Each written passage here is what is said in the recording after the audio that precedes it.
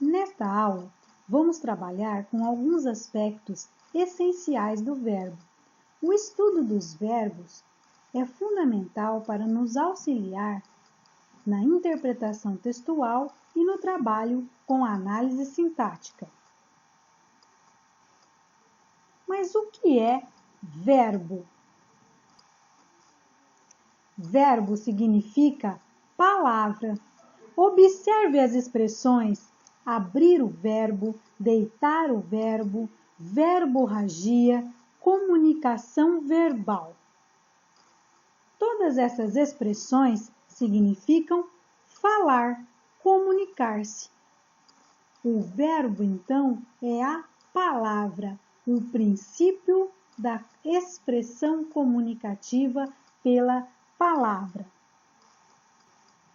Vimos que a palavra verbo tem um significado muito importante. Mas para que serve o verbo? O verbo é uma classe gramatical, como nós sabemos. Entre todas as classes gramaticais, o verbo é considerada a mais importante de todas as classes gramaticais. Sua função é de articulador dos elementos que constituem uma frase, oração ou período. O verbo também ajuda a distinguir os conceitos de frase e oração. Os verbos podem indicar ação como fazer, copiar, dançar, beijar, estado, ser, ficar, estar, permanecer. Pode indicar também um fenômeno natural, como chover, anoitecer, uma ocorrência, um desejo e tantos outros processos. Vamos observar este período retirado de um fragmento da obra de Moacir Scliar, um conto intitulado Ai Gramática, Ai Vida. Sim, o tempo passou e eu estou feliz. Foi uma vida bem vivida esta. Aprendi tanta coisa, mas das coisas que aprendi, a que mais me dá alegria é que hoje eu sei tudo sobre pontuação. Observem neste fragmento a presença dos verbos. O verbo passou, estou, foi, aprendi, dá, é, sei. Nós podemos observar que os verbos mostram o desenvolvimento da personagem, que fala sobre a sua vida, sobre o seu processo de aprendizagem. Nós podemos observar que os verbos mostram o passado e o presente. Que a personagem passou por um processo de aprendizagem e agora sabe tudo. Observamos que os verbos também mostram o estado da personagem. Estou feliz. Podemos observar que ao analisarmos os verbos presentes nessas orações que compõem esse fragmento, isso nos ajuda a interpretar o texto e o percurso da personagem, o que essa personagem agiu, sentiu.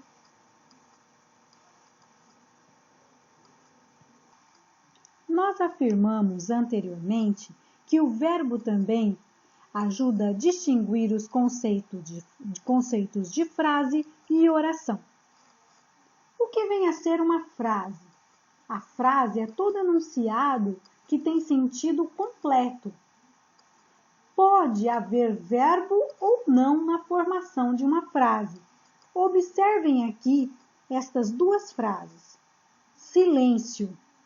E agora, José? Estas duas frases não apresentam verbos. Mas observem a frase logo abaixo.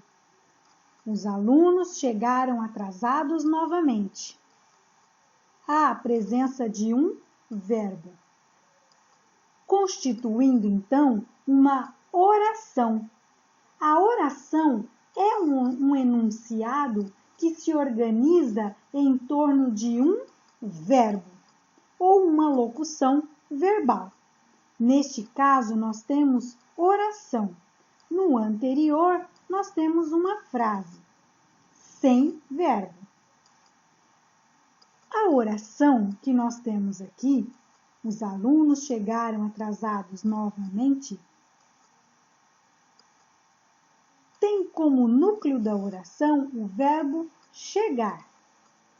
O verbo chegar pode apresentar uma transitividade ou ser intransitivo. Quem chega, chega a algum lugar. Ou apenas quem chega, chega. Os alunos chegaram. Quem chegaram? A resposta que nós temos quando perguntamos ao verbo é a expressão os alunos. Os alunos passa a ser, então, o sujeito do verbo chegar. A ação está relacionada aos alunos.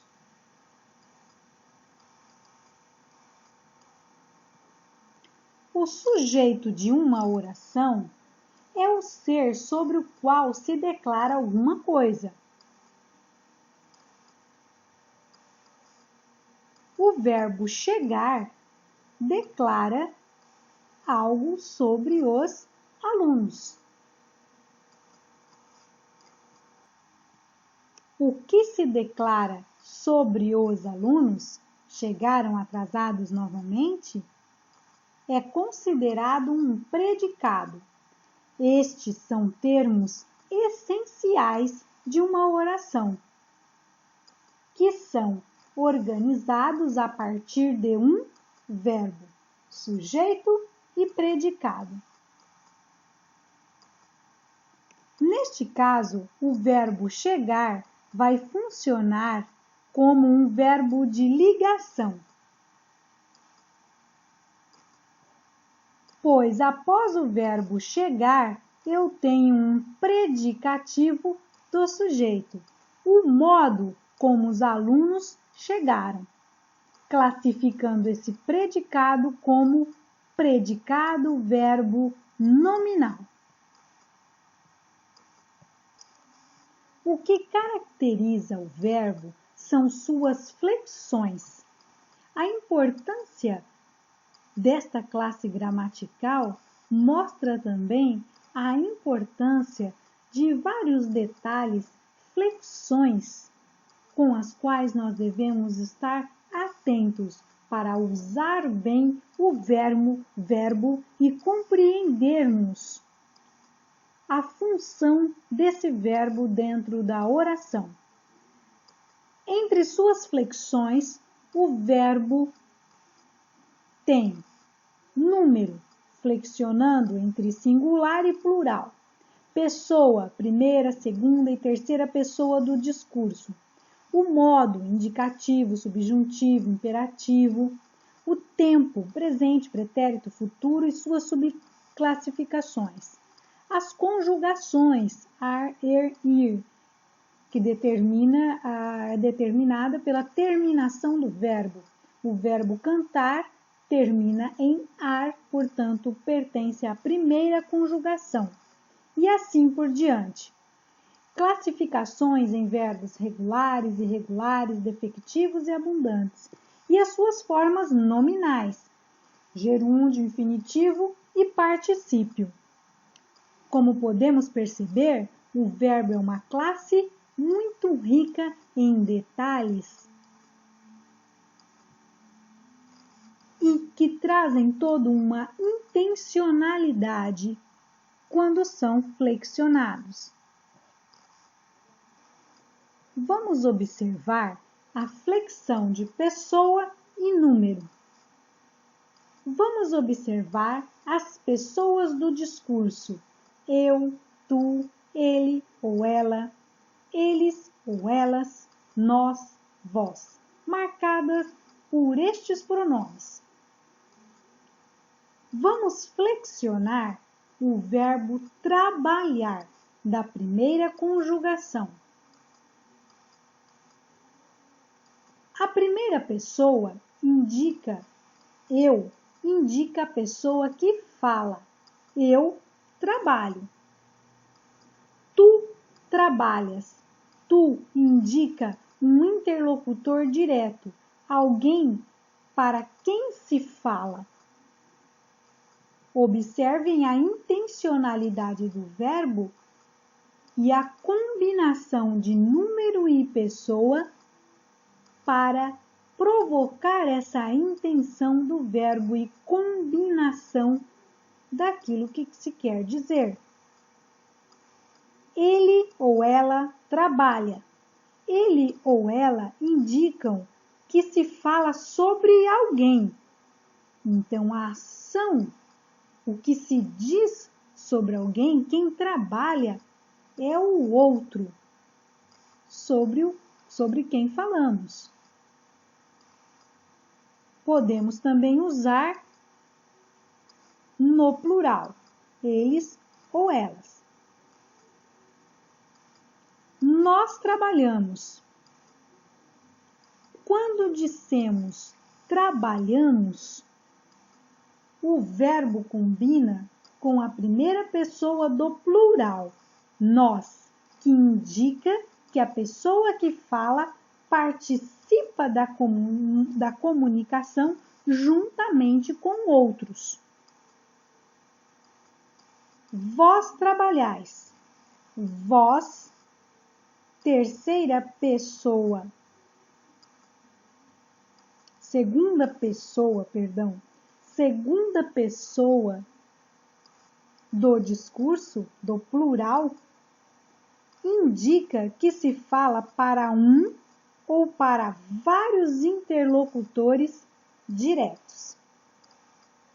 E flexionamos o verbo trabalhar com a terminação ais, trabalhais. Quando falamos na flexão de modo e tempo, também devemos estar atento a essa intenção da flexão. O modo indicativo, quando escolhemos usar o verbo no modo indicativo, nós vamos então representar uma ação, uma situação que indica certeza. Independente do seu tempo, se é presente, por exemplo, o verbo estudar, eu estudo. Pretérito, estudei, estudava, estudara. Futuro, estudarei, estudaria. Vocês podem observar que, independente do tempo verbal, se é presente, pretérito ou futuro, o modo indicativo indica a certeza de algo ocorrido, que ocorre ou que ocorrerá. Quando o verbo está no modo subjuntivo, ele indica incerteza, dúvida ou uma hipótese. Exemplo, no presente, que ele estude. Eu não tenho certeza que ele vai estudar, mas é uma proposta que ele estude. Se ele estudasse, é uma hipótese, não é uma certeza. No futuro, quando ele estudar, pode acontecer, mas não temos certeza. Também podemos flexionar o verbo no modo imperativo. O modo imperativo representa um desejo, uma ordem ou um apelo, como, por exemplo, estuda, estudes. É uma ordem.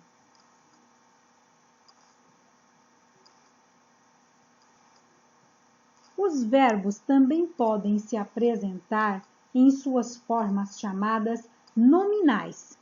Neste caso, os verbos podem atuar na função de substantivos ou adjetivos em um determinado contexto, utilizados em uma determinada construção de oração. Vamos observar alguns exemplos. Eu havia entregado o pacote. Uma das formas nominais é o particípio, no qual os verbos são flexionados com a terminação ado ou ido. Outra forma nominal é o gerúndio. Use água fervendo. Endo. Esta terminação representa uma forma nominal chamada gerúndio. Nadar é bom para a saúde. O verbo nadar está no infinitivo. O infinitivo representa o verbo em seu estado de origem, na sua conjugação: nadar, vender, partir. Eles podem funcionar, nesse caso, como nomes, por isso são chamados de nominais. A classe dos verbos é bastante complexa e seus estudos são bastante extensos. Aqui nós vimos apenas alguns detalhes, algumas características com as quais vamos trabalhar em outras aulas. E devemos estar atentos para o trabalho, não só da análise sintática, mas da interpretação textual. Até a próxima aula!